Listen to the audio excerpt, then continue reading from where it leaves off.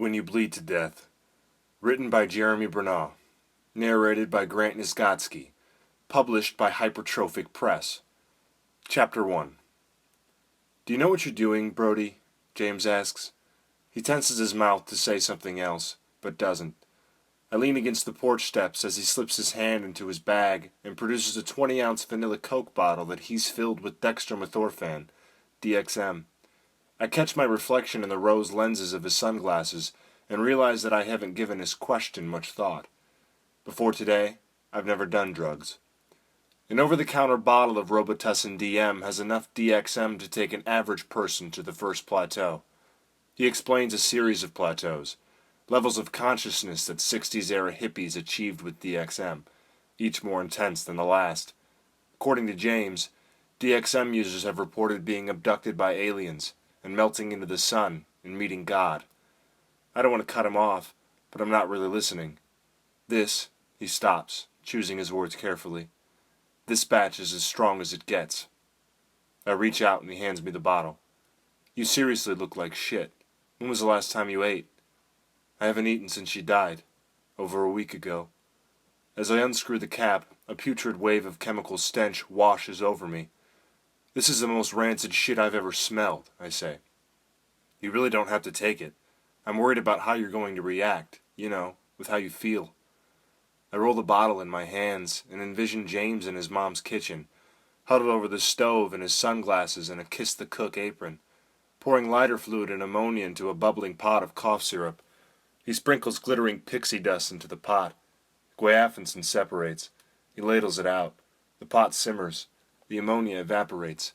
He wipes the condensation from his glasses, carefully pours his work through a funnel, and poof, he's sitting on my porch with enough liquid hallucination for me to see my dead girlfriend. You didn't answer me, he says. Do you know what you're doing? I think about why I called James. I think about Valerie. Her robin's egg eyes sparkle like springtime, and just as quickly the memory fades. We'll see, I say, before I choke down the whole bottle, stopping to gag at least twice. Gasoline couldn't taste any worse. I throw up, but catch it in my mouth and swallow it. You've got about 45 minutes before you're going to feel disconnected, James says. They call it robo-tripping for a reason. He suddenly remembers to ask, Are you on any prescription antihistamines? I shake my head. The drug interaction would make your eyes bleed, he says. I sigh and taste the lighter fluid in the soda. Thanks, James, I say, and stand up to walk into my house. Brody, this wasn't your fault. I look back at him and nod as I close the door. Through my window I watch James back out of the driveway, watch his shit car disappear, and I pull the shades to drown the morning light. I notice a dried smear of blood on the sheets as I pull my blanket aside to lie on my bed and wait for her. The awful taste of DXM lingers in my mouth. An LCD clock glows on my dresser next to a framed picture of Valerie. Her smile lights up her cheeks. I watch as the numbers change, counting the minutes until I see her again. The numbers begin to slowly melt from the clock's display, dripping onto the dresser. I run my hand over the length of my face as I watch. Holding my bottom lip against my chin with my middle finger, I glide the tip of my index finger over a row of teeth I find hidden in my mouth. The longer I spend fingering the bucket of teeth, the more I smell lighter fluid, and I don't like the smell, so I stop. Everything itches. I stand up and smash the glass in the frame. The sound echoes, and I worry that it could wake my mother, who's still sleeping upstairs. I stand motionless, waiting for the sound of creaking floorboards or footsteps. When I'm satisfied she didn't hear it, I carefully pull the shards of glass from the frame. A piece slips from my hand and cuts my thumb, covering it in slick, greasy blood. My fingers are longer than usual, and I struggle to use them to peel Valerie out of the frame. I stare into the photo, and for a second, I remember what it had been like to smell her skin. At Valerie's wake, I saw this guy from school, Jason.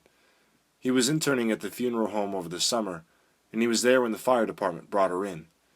I caught him before the wake and asked him to open her coffin. Jason looked at me for a long time before he said, She was so messed up when she got here, Brody. It was gruesome.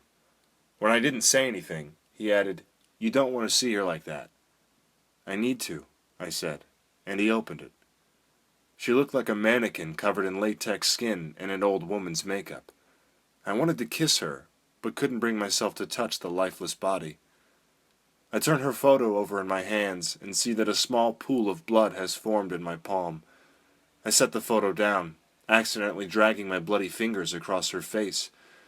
At the burial, some stranger told me, "I hear it was a pretty bad wreck. There's no pain when the neck snaps like that." Like he would know. I slide the glass fragments into my sock drawer, keeping the biggest shard. I close my fist around it until blood leaks through my fingers. I squeeze until the telephone rings, distracting me, and I set the bloody shard next to Valerie. The ring echoes, and I can feel it touch my skin. I lift the receiver away from my ear and bite hard into my bottom lip as a chorus of voices asks, "How are you holding up?" Other voices tell me how sorry they are. Some of the voices sound familiar. Some of the voices cry. "Are you there?" the voices ask. "Are you okay?" They all get the same sobbing word salad, the same lifeless, robotic babble. They say things like, "I'm so sorry," and "I'm here for you," and "it will be okay." Blood trails down my hand and drips onto the mouthpiece of the phone. I watch myself talking in the mirror. My eyes are swollen. My hair is matted and wild. Water drips from my face, and I realize that I'm crying. I ask the voices what time it is. When they don't answer, I tell them Broderick isn't available, and hang up. Suddenly the light through the window blinds is excruciating.